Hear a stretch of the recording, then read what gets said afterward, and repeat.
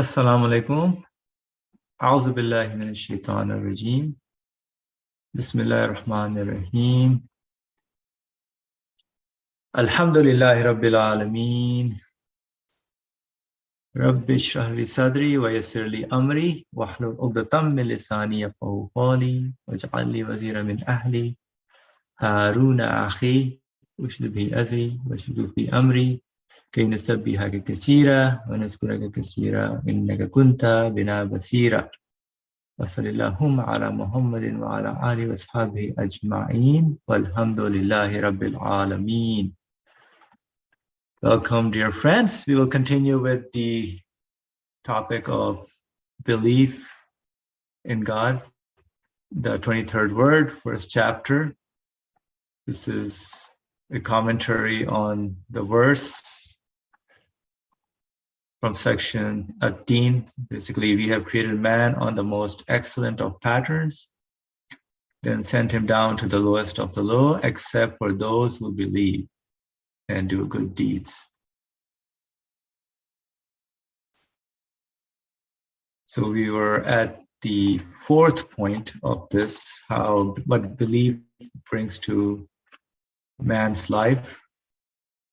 And of course, the last one we discussed quite a bit about what placing the trust in God meant. Basically, you do what you have to do within the order of the universe and leave the result to the Lord of the universe. Because while you're doing whatever is allowed in the universe, it's an act of, it's kind of a prayer that we are doing and begging and asking the God for the help, whatever the result that we're looking for. Now, the fourth point. Belief makes man into man, like a true, real human being, rather than just the social animal, as some sociologists point out, comparing man to more like living as an animal kind of life, rather than the utmost human being that with the qualities that human being has.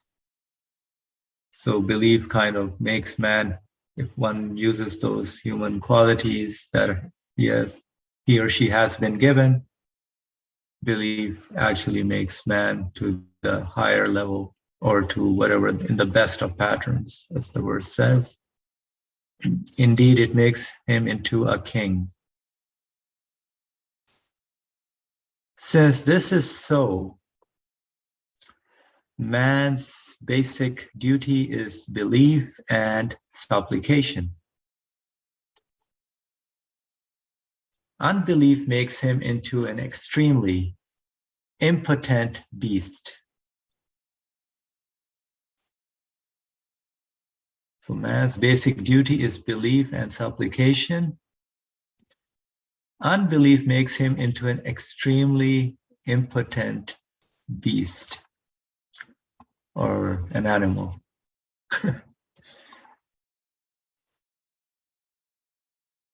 So comparison between belief and what belief brings and what unbelief brings to man. So out of thousands of proofs of this matter, the differences in the ways animals and man come into the world are a clear indication and decisive proof.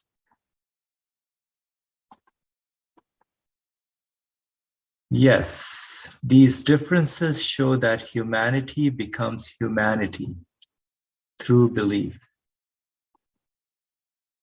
For when animals come into the world, they come complete in all points in accordance with their abilities, as though having been perfected in another world. That is, they are sent. They learn all the conditions of their lives, their relationships with the universe, and the laws of life in either 2 hours or 2 days or 2 months, and become proficient in them. Animals like sparrows and bees acquire in 20 days the power to survive and proficiency in their actions that man only acquires in 20 years. Or when man becomes a little mature, that's when man's senses start flourishing. That is, they are inspired with them. So the animals, how they acquired, so they are inspired with them. All those qualities and abilities that the animals are doing are given to them, are inspired to them. Just like the Quran says, we inspired the bees, so everything in the animal kingdom is through the inspiration they are given according to however condition they are created in, whatever the qualities they are endowed with. This means that the animal's fundamental duty is not to be perfected through learning and progress by acquiring knowledge, nor to seek help and offer supplications through displaying their impotence. This is interesting. Through displaying their impotence, but in accordance with their abilities to work and act.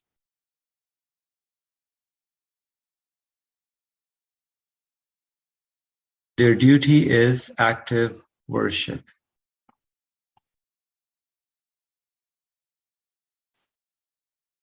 As for man, he needs to learn everything when he comes into the world. He is ignorant and cannot even learn completely the conditions of life in 20 years. Indeed, he needs to go on learning till the end of his life. He needs to go on learning till the end of his life. So it's a lifelong learning. Also, man is sent to the world in a most weak and impotent form, and can only rise to his feet in 1 or 2 years. Only in 15 years can he distinguish between harm and benefit. And with the help of mankind's experience, attract things advantageous to him and avoid others that are harmful. So by gaining experience, one learns and sees what is advantageous to man and what is harmful to man. It's like the learning through opposites, through comparison of the things. Man is learning. This means that man's innate duty is to be perfected through learning and to proclaim his worship of God and servitude to him through supplication. So man's innate duty is to be perfected through learning and to proclaim his worship of God and servitude to him through supplication. That is to say, it is to know the answers of the questions. Through whose compassion is my life so wisely administered in this way? First, we have to see our life. What are we doing here? How is it arranged? How is my life being administered in this way? Through whose generosity am I so kindly raised? Through whose graciousness am I so delicately nurtured? and ministered to. Through whose graciousness am I so delicately nurtured and ministered to? It is to beseech and supplicate the provider of needs through the tongue of impotence and poverty.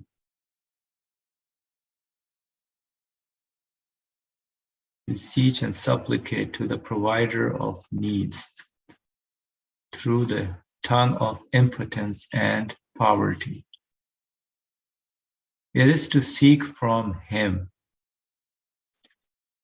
It is to fly to the high station of worship and servitude to God on the wings of impotence and poverty.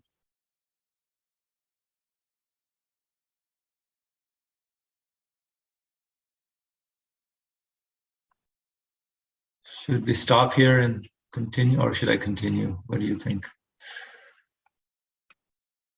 To discuss this a little more. We can finish until the 5th and then come back to see the big picture. Okay, inshallah.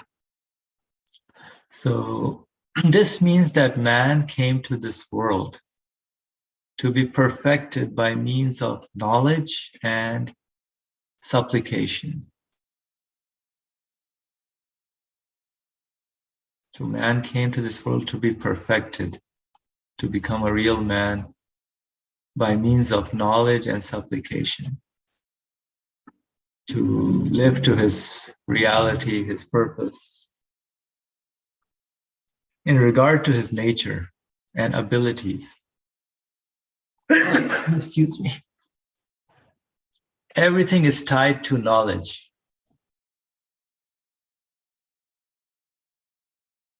Everything is tied to knowledge, and the foundation, source, light, and spirit of all true knowledge is knowledge of God. Foundation, source, light, and spirit of all true knowledge is knowledge of God.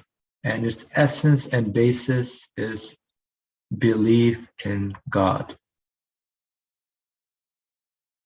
This is a powerful phrase. Furthermore, since man is subject to endless tribulations and afflicted with innumerable enemies, despite his boundless impotence, and suffers from endless needs and has innumerable desires, despite his boundless poverty. After belief, his fundamental innate duty is supplication.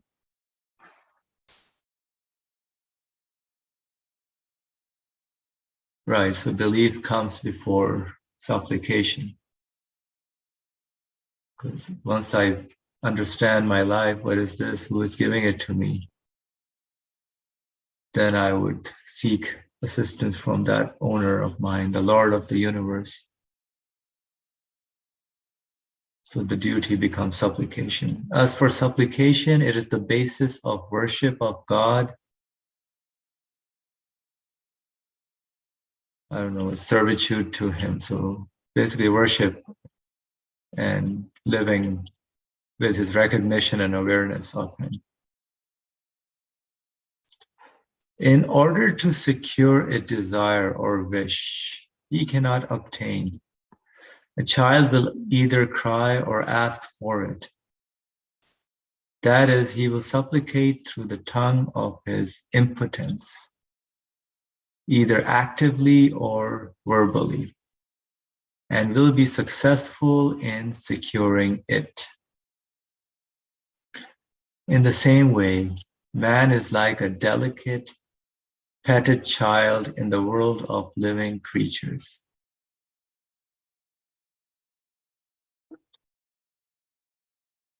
He has to either weep at the court of the most merciful and compassionate one through his weakness and impotence, or supplicate through his poverty and need, so that the things he wants may be made subject to him or he may offer thanks for their being made so. Otherwise, like a silly child who creates a fuss over a fly, saying, with my own strength, I subjugate things. It is not possible to subjugate and the things 1,000 times more powerful, and I make them obey me through my own ideas and measures.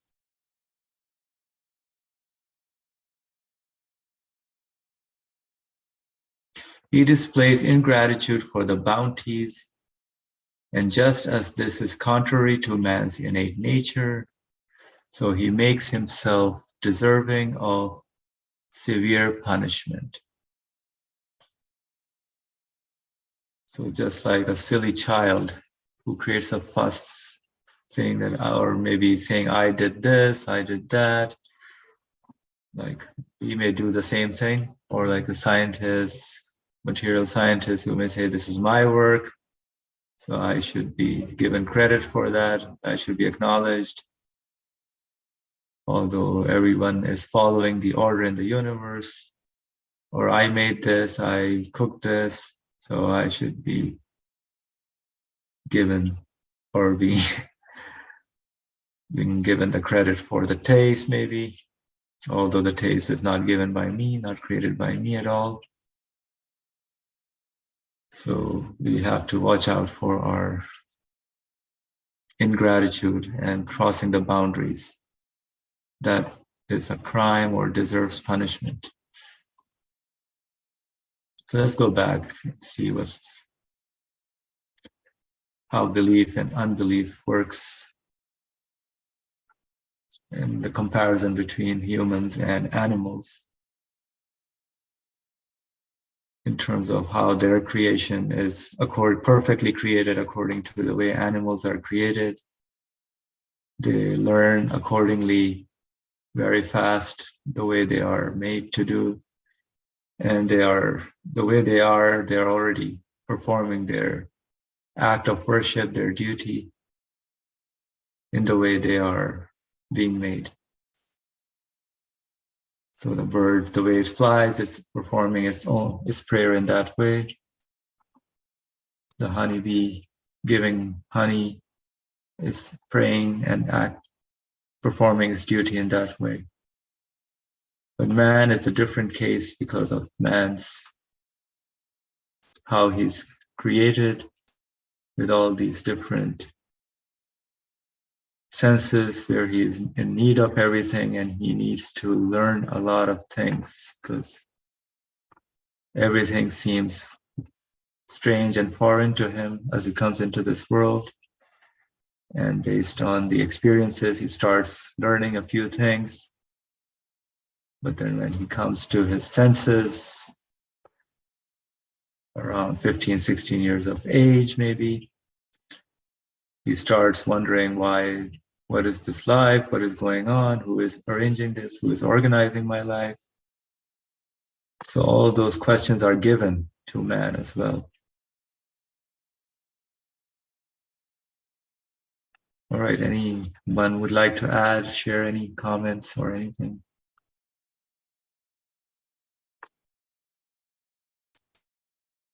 So man came to this world to be perfected. So really we have to learn to be perfected. And yeah, Brother Ali, please go ahead. To continue your comment, I would like to hear it if you have something to share. Yeah, so what does it mean to be perfected? Like as we are born, we are not perfect in that as a human being. In the material side, body is of course created perfectly that we have, but our spirit needs to learn a few things to be perfected as a human being. That is, belief needs to enter so that as a human being, I can live accordingly. So there is the knowledge part and then supplication. So are big words.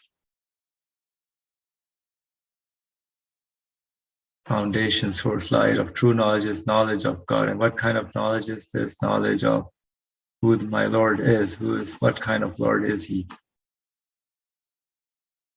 And that is the essence of the belief in God, forms the basis. Yeah, Brother Ali, go ahead. Let's see how the author is developing his understanding. Starts from the main premise. Now he says the man's basic duty is belief and supplication.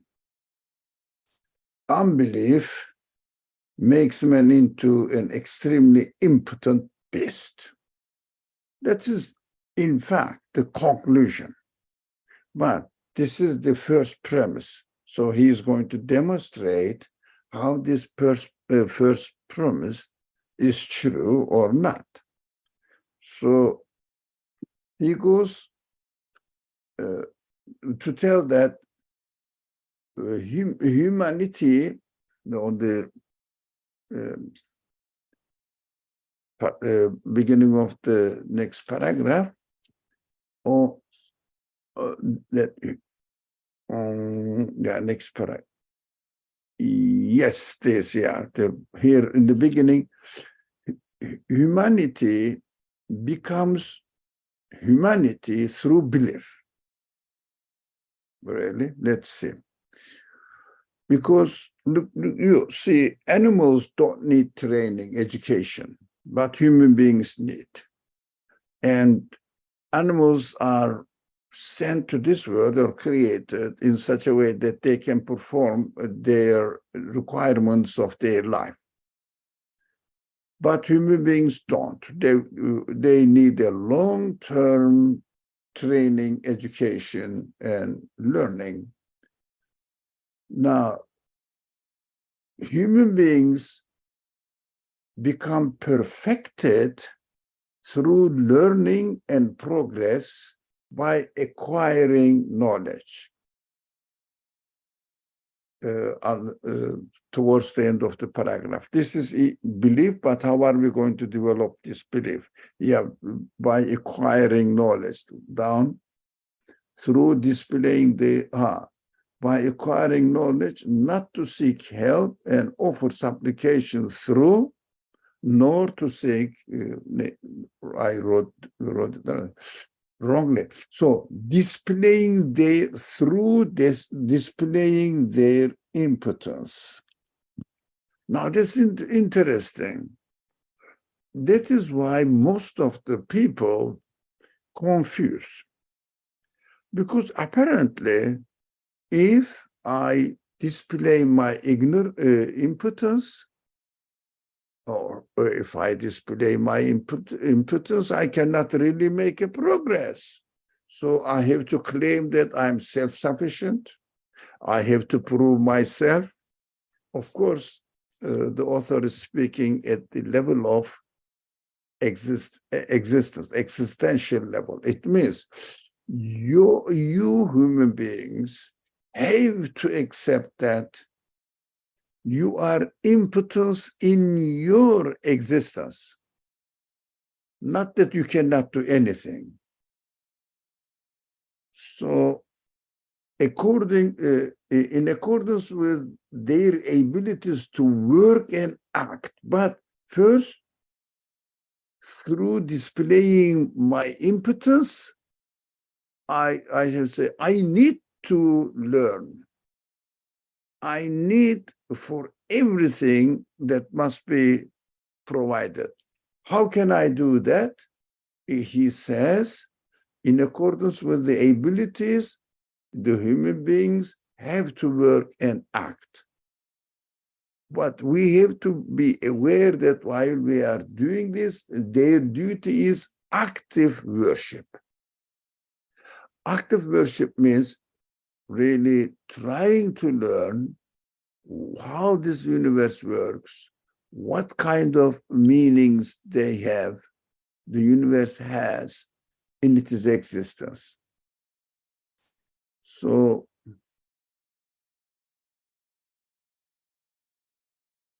So by doing this practice, we have to understand that this active worship, we have to understand that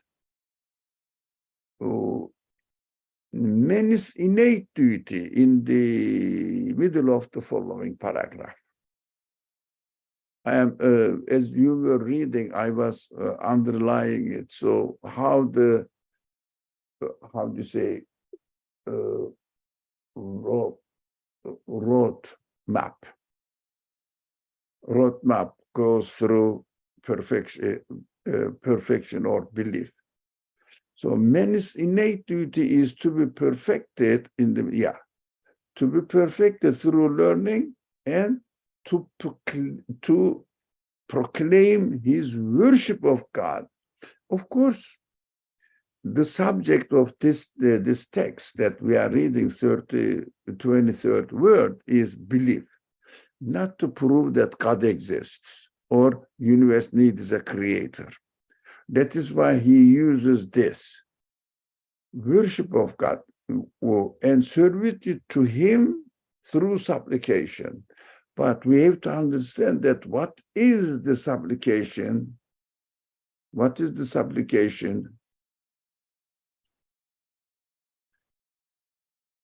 So that is to say, it is to know the answers of the questions. This is the supplication now. We will work on it through whose compassion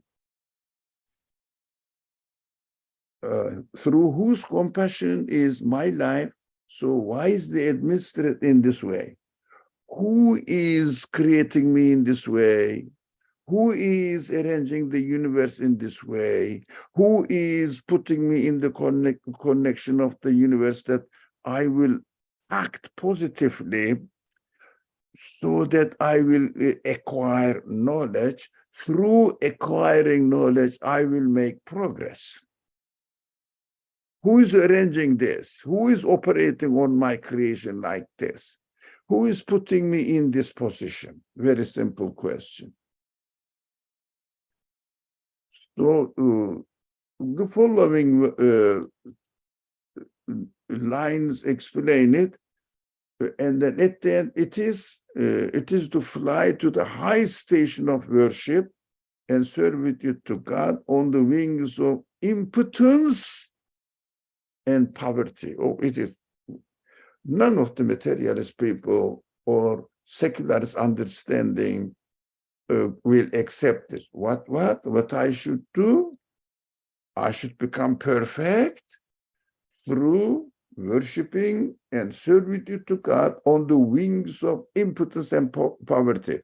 Because previously we learned that we have to do active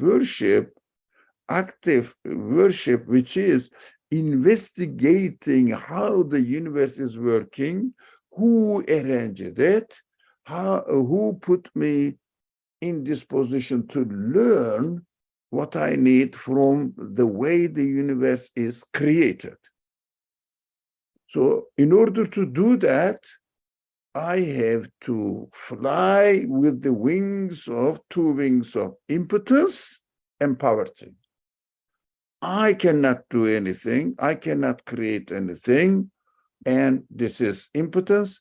And I have nothing so that from myself, so that I will claim that, okay, I am rich. At least I pay the money and someone may do the job for me. I cannot do of them. This impotence and poverty is necessary there. Why? Because I have to understand while I am studying the universe cannot exist by itself. It needs a creator who gave existence to it. Universe cannot be the source of its own qualities. It means someone else must have given the creation or existence to the universe and must have given the qualities in their existence. I have to admit and come to myself, oh, I am a part of the universe. I cannot exist by myself. I cannot claim that all the human qualities and needs, abilities are created by my material means. I have to understand and therefore conclude I am a created being. So, as we always refer to the fundamental formula of all problems is La ilaha illallah. I have to accept I am not God. I don't exist by myself. It means I have no self-existence. And also I have no power. I am not. I have nothing of my property. Every single thing is given to me. Poverty. I cannot create anything. Impotence. La ilaha means this. I cannot do anything but obey the already existing order, impotence, and I cannot have anything of myself, all my properties, human properties, feelings, intelligence, consciousness, all the human feelings, they are all given to me. These are not my property. Unless a person accepts this, they cannot find the source of existence. Unless a person cannot find the source of existence, he has to restrict himself within the limitations of this universe and within the limitations of his own existence, try to satisfy himself. He cannot satisfy. He cannot have any freedom to change the universe. He cannot have any claim to say that my abilities are created by me, or I am the source of existence of my abilities. So he cannot find the real source of satisfaction for his life, for his being, because he knows that even he is the source of existence of his own human qualities, he will die and he will be left with nothing. He cannot really keep them. It is always going into death. Every day we experience death of previous day. So there is no happiness. That is why in belief, there is no happiness, but all sorts of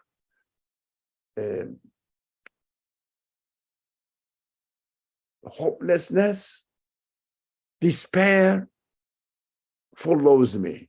I cannot really get out of it. I cannot really ignore it.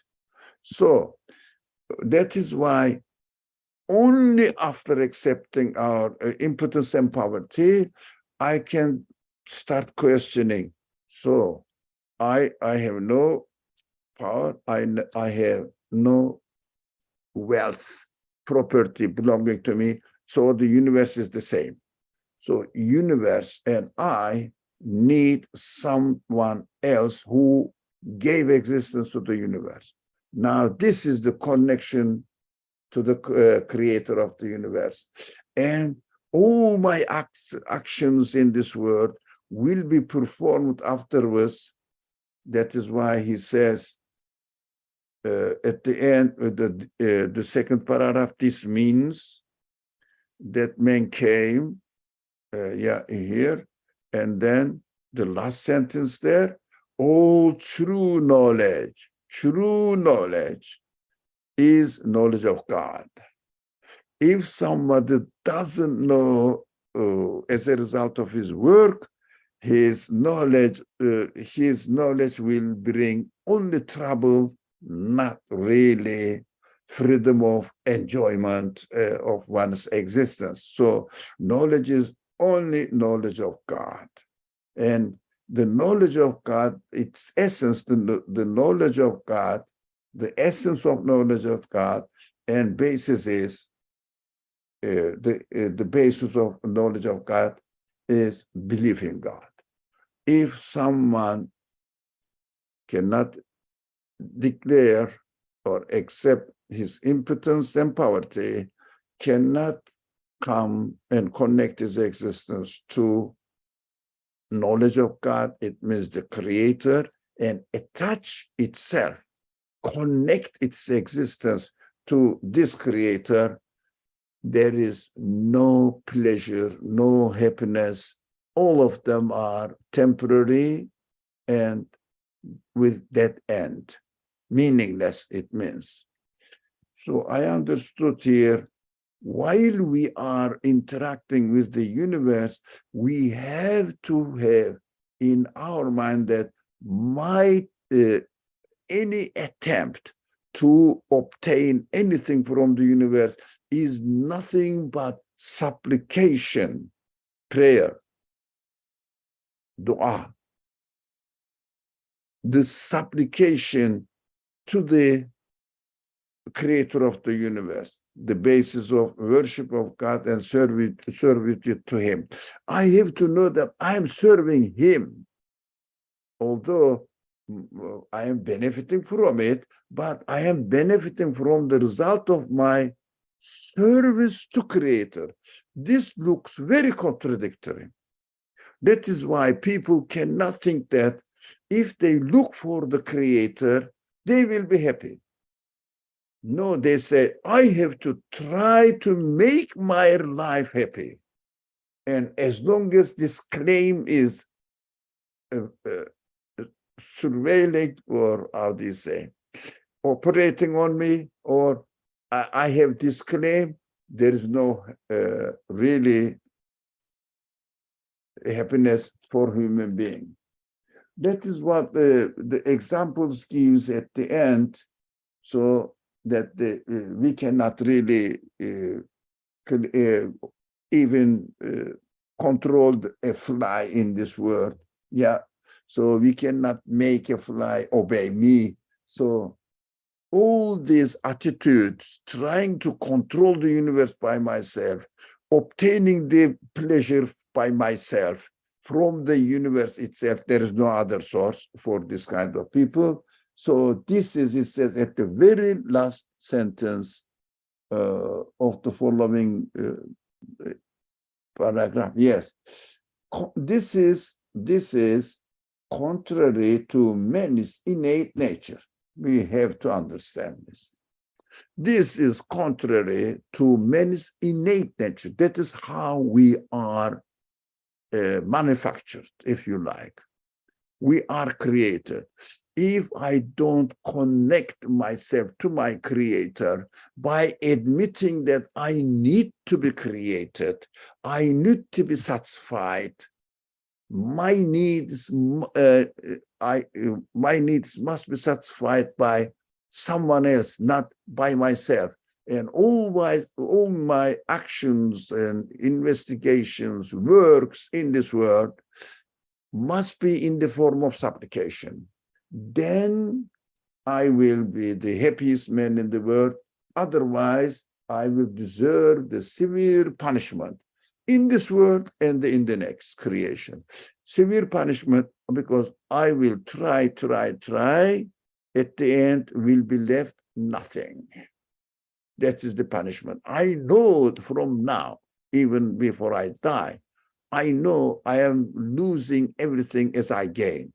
I think I gained happiness today. One day later, it is gone. It is gone. It is gone. If it is not punishment, what is punishment in this world? Spiritual dissatisfaction. In the hereafter, this spirit who has always been punished in this world because of his obstinacy not to accept his impotence, not to accept his poverty, and therefore not to accept the fact that he is created being. He needs a creator. So in the hereafter, this spirit will entertain only nothing but as the pleasures, as the Quran uses the word play, so enjoy, give the good news. فَبَشِّرْهُمْ بِعَذَابٍ أَلِيمٍ. Look at this. Bashir means, really, everybody knows, it is giving a good news. Good news for you. With what? بِعَذَابٍ أَلِيمٍ. Severe punishment. But it is a good news. Yeah? You were expecting this. It is your good news now. In the hereafter, these people will be received, welcomed to the next world with this good news, in quote unquote, because Quran is saying that you were expecting a good news. This is your good news now, because you were trying to gain happiness by yourself. This is a really very logical sequence of how the argument started, developed, and ended up. But this is studying only the relationship between belief and man. We are not trying to prove really the universe needs to be created. No, this is not the subject here. How man can be happy or miserable in this world through really admitting impotence and poverty. If I don't do this, there is no happiness for me in this world. Thank you very much. I went through my underlined sentences. Thank you. Thank you for sharing that. Thank you. So weakness and impotence and poverty and need are very interesting. That's what we need to look at. Realize that we cannot do anything by ourselves, but we need the Lord of the universe, our owner. Yeah, supplicate through poverty and need, always in need. And I'm praying. That's why whatever I do is in the back of my mind, I should understand that as an active prayer that I'm doing. All right. Any other comments by anyone?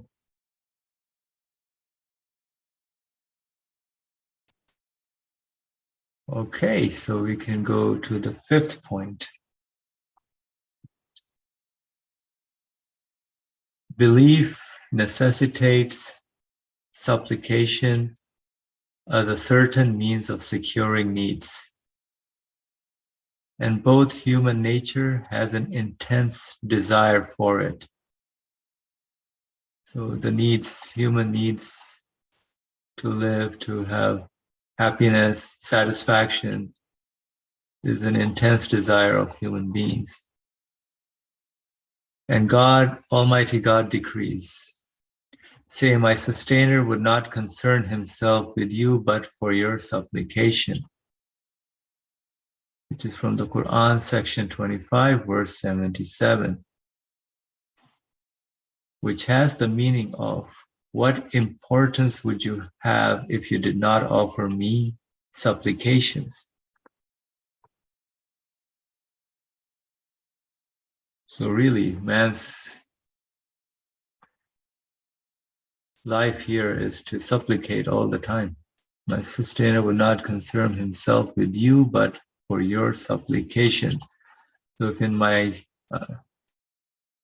understanding, if I have this notion within me that I'm doing the things by myself, then definitely I would never realize that I need to supplicate even while I am doing the thing that I am doing.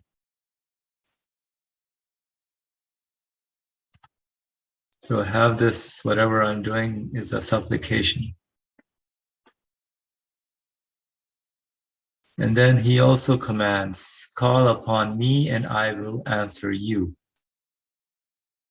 which is Quran section 40, verse 60. So supplication, call upon me and I will answer you. If you say, we frequently offer supplications, but they are not accepted. But the verse is general. It states that every supplication is answered.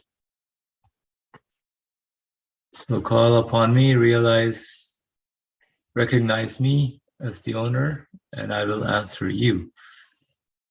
So every supplication is answered in the general sense. The answer, to answer is one thing, and to accept is something quite different. So if I have an expectation that this should be the result, that's something very different. To accept is something quite different. Every supplication is answered, but is being accepted, and exactly what was sought being given is dependent on Almighty God's wisdom. For example, if a sick child calls the doctor saying, "Doctor, doctor," and he replies, "Here I am, what do you want?" And the child says, "Give me that medicine." The doctor will either give him exactly what he asks for or something better and more beneficial for him. Or knowing that the medicine is harmful for his illness, he will give him nothing. So the all-wise one knows what to do accordingly to what the need of the individual is. As an example, it says, so either if it's good for me, I will get it. If it's something better for me, that's what I will get. And if it's not good for me, then I will not get it, the medicine. So as long as I know that I need assistance, I need help, it is always given. The prayer is always answered in that sense. Thus, since Almighty God is all present and all seeing, he responds to the supplications of his servants. Through his presence and response, he transforms the desolation of loneliness and solitude into familiarity. But he does this not in accordance with man's capricious and importunate demands, but in accordance with the requirements of dominical wisdom. He gives either what is sought or what is better than it, or he gives nothing at all.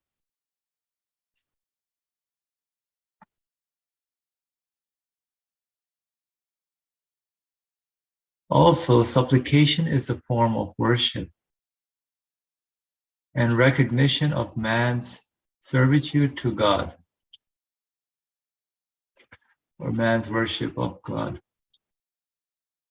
Worship of and recognition of man's worship of God. The fruits of this pertain to the hereafter. The fruits of this worship pertains to the hereafter. So I'm not only for this world, so I have to also be concerned about my hereafter.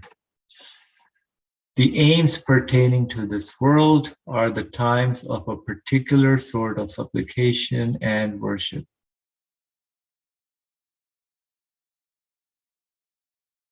The aims pertaining to this world are the times of a particular sort of supplication and worship. For example, the prayers and supplications for rains are a form of worship. Drought is the time for such worship. Worship and supplications of this sort are not in order to bring rain. So drought is the time for worship, but worship and supplication of this sort are not in order to bring rain. If they are performed with that intention alone, they are not worthy of acceptance. Whoa. For they are not sincere worship. Sincere worship.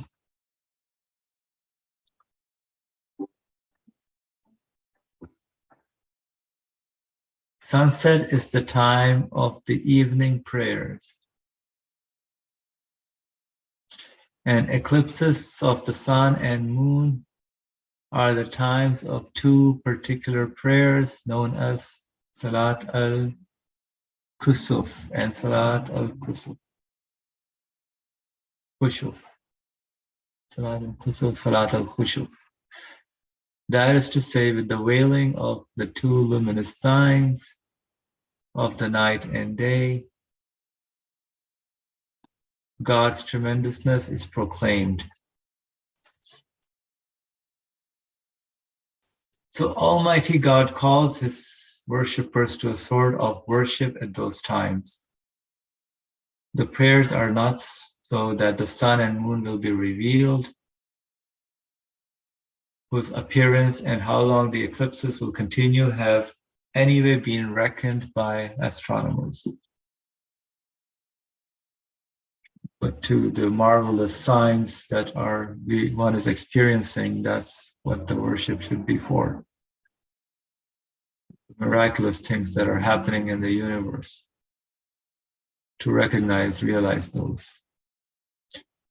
In just the same way, drought is the time for the prayers for rain and the visitation of calamities and infliction of harmful things, the times of certain supplications when man realizes his impotence and through his supplication and entreaty seeks refuge at the court of one possessing absolute power. So man seeks refuge at the court of one possessing absolute power. It's only when man realizes his neediness, his impotence. Even if the calamities are not lifted despite many supplications, it may not be said that they were not accepted. It should rather be said that the time for the supplication is not yet over. So keep praying, keep supplicating to God. It should rather be said that the time for supplication is not yet over, if through his graciousness and munificence, Almighty God removes the calamity, light upon light, then the time for that supplication is over and done with. That is to say, supplication has the meaning of worship and man's acknowledging his surrender to God, submitting to God.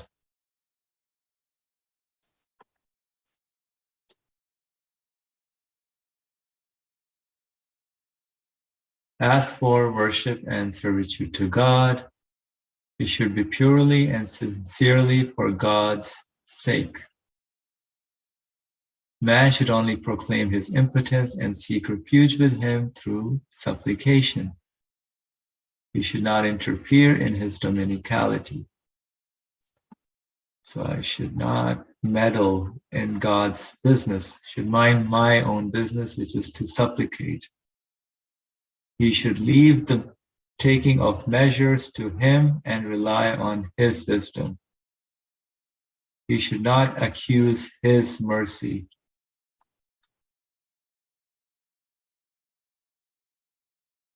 So you have to be careful in that. If you're not getting the result, you should not resort to accusing his mercy, which is all over present in the universe. Indeed, what is in reality established by the Quran's clear verses. Okay, before I go, Brother Ali, please go ahead. I think this is a very practical subject. We have to give practical examples to remind us so that it will remain with us.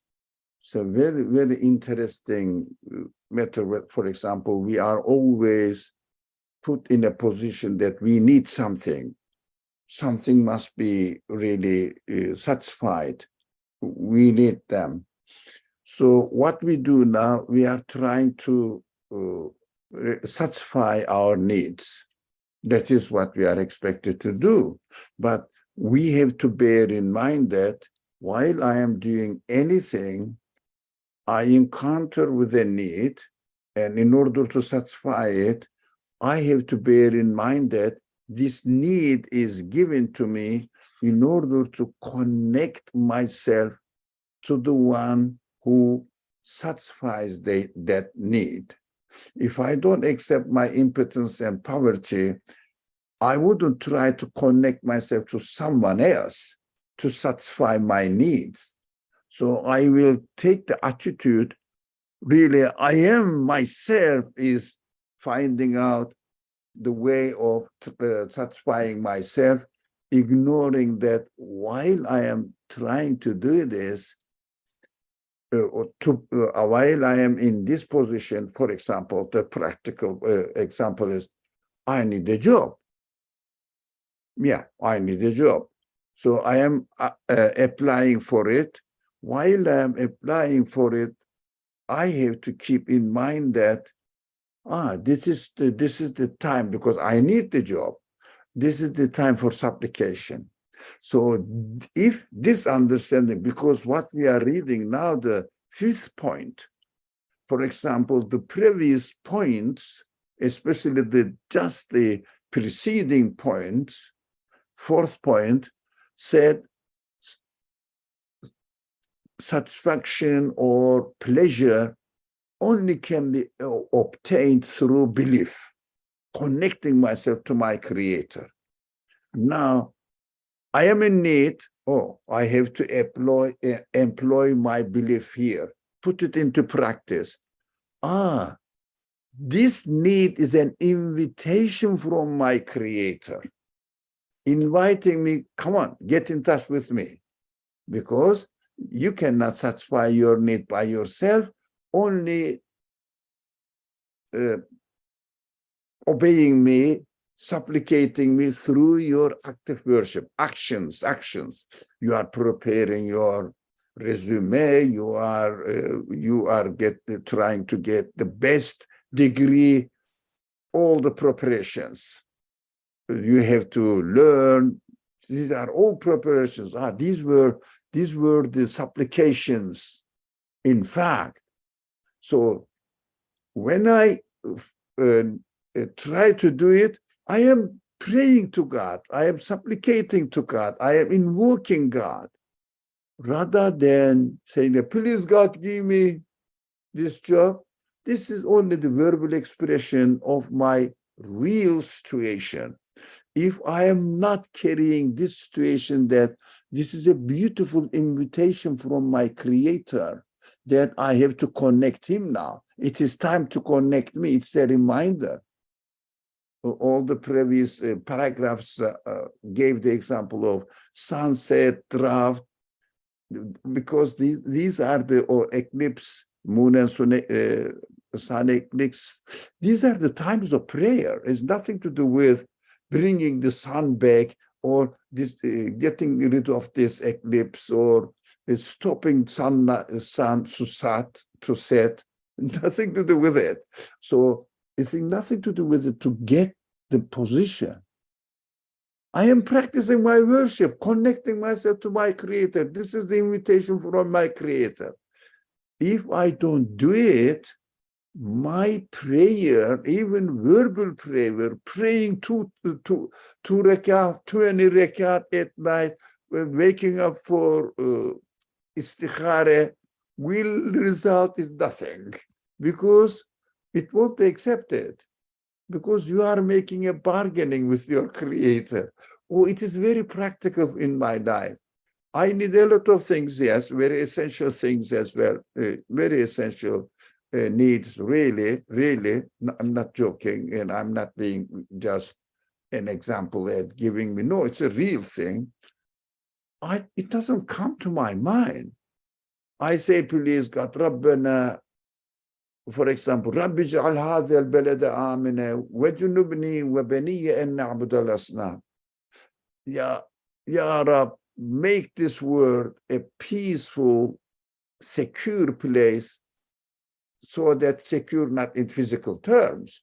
It is, but it is as far as my body needs it. But the real security is securing my happiness, securing my pleasure in eternal life, so that neither me nor my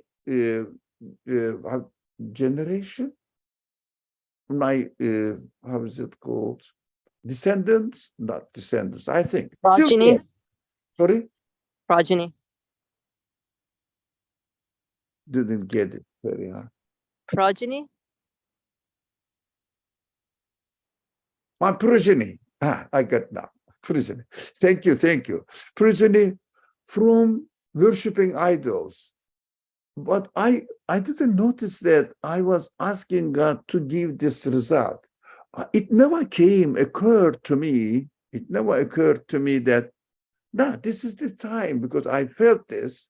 This is the time to make supplication so that it is an invitation from my Creator. Oh, my Abd, Ali, come and connect me now. Because I gave this one as a result of my mercy. I gave this need to you as a result of my mercy, because you need to connect me now. This is why you are created for. And so supplication is the practice of purpose, fulfilling the purpose of my existence. It is a beautiful, beautiful thing, so that really we shouldn't just the times, time is up, I'm sorry, I have to stop soon. So we should really, it is basically understood. The framework of the reason for prayers is understood. Once you read it, you understand. But put it into practice and really digest it in my life, I need to work on it. Think about it, give examples. Most of the time, people complain. Believers sincerely complain that I have been praying for months and months. Never happens. But it is, what you are praying for is bargaining, not praying. As if I will do this job, you will pay me this amount. No. It is the means of enjoyment, because I am connected to my Creator. I need it, the help of my Creator. I cannot do it. I cannot make this world secure for the future, the permanent life in the hereafter. I cannot make it. So it is my reality. So how can I secure it? That is up to my Creator. I have to utilize this need as a means to connect myself to my Creator. Oh, my Creator, I know everything is in your hand. I admit that. And I came to you because it is my pleasure to be with you. So that is my need. I present it to you. The result is your wisdom, your mercy, whatever you decide, I will accept it. Whether you accept it or not, I am pleased with you, because I am just utilizing the opportunity to connect myself to you. That would be a sincere prayer, most probably will be accepted. But I feel that I always do the prayers in the form of bargaining. And I get very disappointed if my prayers are not accepted. And we reduce the prayers mostly to verbal expressions. Yes, it is included, but essentially consciousness of what I am doing there. Thank you. It's a beautiful subject. I think we have to study next week as well. Thank you. Thank you, inshallah. Thank you, everyone. We'll continue this next time. Bismillah ar-Rahman ar-Rahim. Subhanaka la ilma lana illa ma 'allamtana. Innaka antal alimul hakim. Wa akhiru da'wana alhamdulillahi rabbil alamin. Bi hurmati suratul Fatiha.